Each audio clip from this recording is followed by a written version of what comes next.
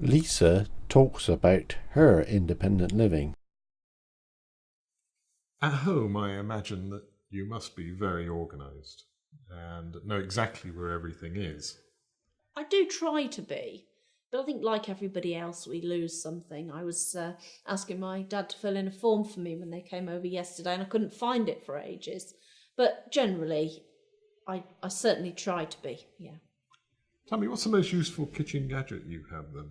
I haven't got that many kitchen gadgets, but I have got a talking microwave combination oven. And so it speaks to me whenever I press the buttons, and it's got auto programs on if you want to cook things like jacket potatoes. Auto cook frozen vegetables, 7 ounces. Auto cook chilled pizza, 7 ounces. Auto cook frozen pizza, 4 ounces. Auto cook frozen French fries. No, it hasn't got a fish one. Roasting meat, that sort of thing. But it also acts like an ordinary oven, so it'll speak the temperatures to me. That's a very good gadget. And the other one is actually a mainstream kitchen gadget, and that's a George Foreman grilling machine. And they're very good because you don't have to turn the food, and you can tell when it's cooked by the sound, because the sound changes and all the fat's taken away as well. So those, I would say, were my two favourites. And I do have a little liquid level indicator, which I got from the RNIB, that you just hang over a cup, and you pour, when you're pouring liquid into it, it makes a bleeping noise. When the liquid hits the two wires that are hanging over the cups, you know to stop pouring. Right, because I can imagine a problem with something like a kettle is that firstly they're hot, potentially, and then you've got a very hot liquid. Yeah.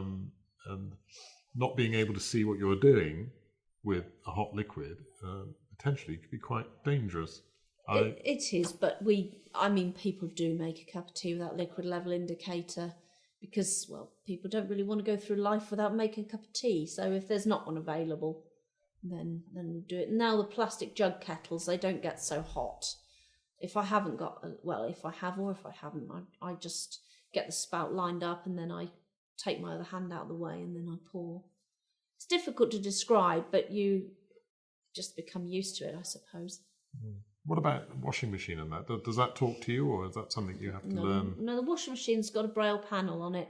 All hot point machines, they will fit a Braille panel. When you buy your machine, you phone them and tell them you need a Braille panel and what model you've got, and they'll come and do it. Some machines, of course, are more accessible than others just because of the nature of the machines. How do you ensure that food you've got hasn't gone beyond its use-by date? I don't really do use-by dates. I do sometimes ask when I've got an assistant going around the co-op or wherever with me. But I think common sense comes into it a lot. If you know about food, you're in charge. You know that eggs can keep a long time. They might not be very fresh, but they don't really do any harm, and you could smell straight away if an egg was off, or you can do the test of putting the egg in the water, and if it floats, then it's out of date. And other things like coleslaw or something, you have to be really careful, and you don't use it after it's beginning to go. But usually, if you want to know whether a food has gone off, if you can't tell it by smell, say something like yogurt or coleslaw, you could just put a tiny bit on a spoon or your finger and just taste it with your tongue, and you'd tell whether it was gone off. And it would be just such a tiny, tiny amount, it just wouldn't do you any harm. But the other secret is, of course, like they do in shops, stock rotation. If you buy another carton of yogurt and you've got one already in the fridge, you'd put the new one behind it, so you know to use the old things first. Do you make your own meals, or do you rely on ready-made meals? I can't stand ready-made meals. I don't have them. No, I do make my own meals. A lot of fresh fruit, fresh veg. But I do like some convenience food, such as fish fingers and sausages. And I used to be a vegetarian, so I still buy things like nut cutlets, that sort of thing. And then I would probably do fresh veg.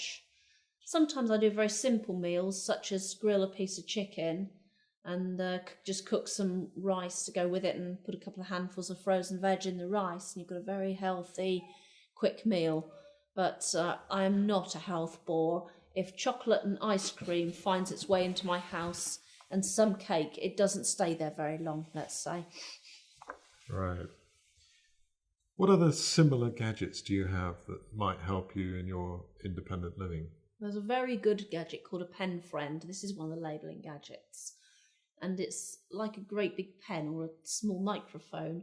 And you stick a label on whatever you want to label up. Say you want to label your tins. You stick your label on, press the record button, hold it in and say, touch the label with the pen friend, say baked beans.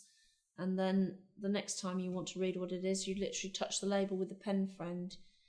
The label has a code on it and the pen friend reads it, recognises the code. And that's how it works. And you can reuse the labels as well. And I've even got some labels now that I can put into my clothes, so I could record colour of the clothes, washing instructions, and those labels would go in the washing machine, wouldn't be damaged. I think I can see a little bit of colour. I used to be able to see colour quite well, and I ask people what colours my clothes are when I buy them. Sometimes if I forget, I ask people, and then if I get a skirt and a jumper that I know works really well together, I'll tend to hang them on the same hanger and usually wear them together. If I know an outfit works, then I just stick with it. What communication devices do you use every day? Mobile phone, which went off earlier in this interview, which talks and it reads text to me. I can text on it, and it's not voice activated. It's got keys on it, but you press the menu keys and things and it talks you all the way through the menus. The computer, which has got a screen reader on it called System Access, which actually comes on a memory stick, so I can take it around with me and plug it into computers wherever I am and check emails or whatever. So that's an audio device and it speaks to me. Screen reader. Is that specifically designed for visually impaired people? Yes. An example of Systems Access. Attached, Robert Underwood, subject line, received 1036, size 2 KB. File message, plain text. Message tab. Alt H. Message. Editable text. Hi Lisa, are we okay for today? I will be coming with Rich at 10 a.m. Start of document.